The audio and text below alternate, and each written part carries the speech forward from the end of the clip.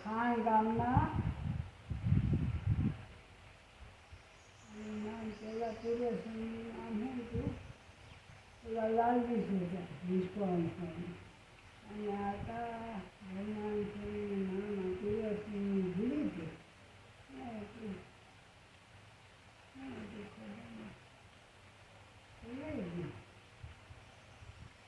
લાડુદાનજી. રાજના કવિ મોટા હતા. હવામાન હોનું એ ભાવનગર આવ્યા. એ ભાવનગર આવીને રાજ કરી એના મામાએ કપાળમાં તિલક ચાંદલો કર્યો હતો. એ મામાને કે આ હું નવું તિલું ચાલ્યું. ત્યારે એના મામા કે આ તો સ્વામી. તો કે આ નવો પંથ ચાલ્યો છે હમણાં. તો એ સ્વામિનારાયણ બહુ બધા કરે છે. તો કે એ કોણ છે? હું એવા ખોટા પાખંડ ચલાવે ને નહીં ચાલવા દઉં. એટલે રાત કહી કે બ્રહ્માંડ સ્વામી તમે જ જોઈ આવો. ત્યારે એના મામા શું કહે છે કે જાઓ મીઠાની કોઠી હોય ને સમુદ્રમાં નાખો એ ઓગળી જ જાય. એમ તમે જાશો ત્યાં રહી જશો. એને એમ કીધું. કે પછી એ આવ્યા. રસ્તામાં 4 સંકલ્પો કર્યા.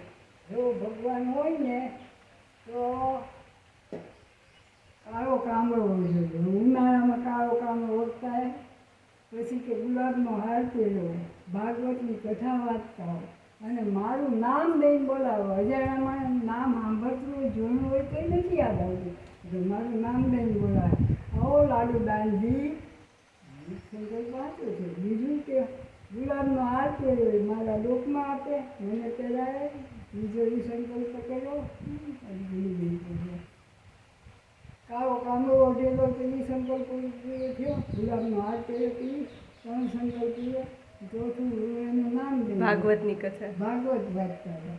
આ બધું કાળા કપડામાં ભાગવત કાળા કામળો કપડા ન થયા. કામળો ઓઢેલો. ઉનાળામાં કંઈ ભગવાન કામળો ઓઢે. ભાગવત વાંચતા તો એ તો ઠીક છે. ગુલાબનો હાર પહેર્યો એ તો ઠીક છે. પછી એનું નામ દઈને બોલાયા હતા. એનું સત્ય આહા સ્વામિનારાયણ ભગવાન સાચા છે. પછી પહેલું નામ એનું નામ પાછું જ કર્યા. પાછું જ કરીને એનું નામ શ્રીરામ નામ સ્વામી પાડ્યું. શું પાડ્યું? શ્રીરામ નામ સ્વામી પાડ્યું. પછી આ કો વાંચતા હતા ને ત્યાં ગયા.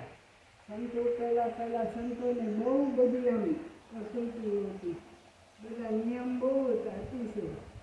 તે ભગવાને કીધું 5 વ્યક્તિને તમારે વર્તમાન ધરાવવા.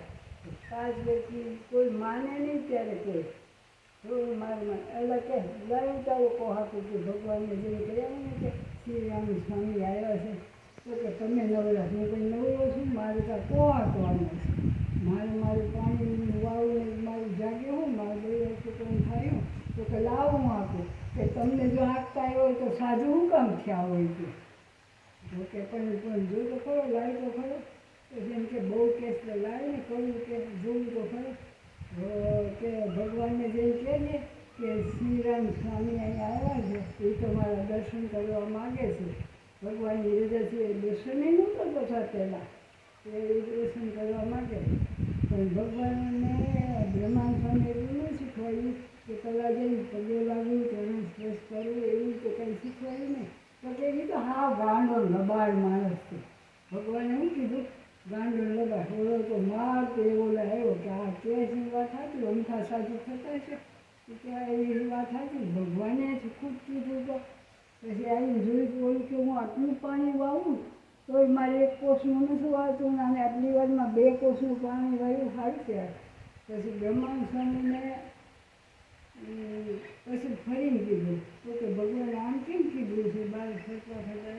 તો કે મેં એક વસ્તુ એમ કીધી કે ભગવાનને જઈને પહેલાં પગે લાગીએ, પછી ભગવાનને આ વાત કરજે. એ ન શીખવાડ્યું એટલે ભગવાનને ન ગમ્યું. એટલે ભગવાને આવું કેવું લાગ્યું.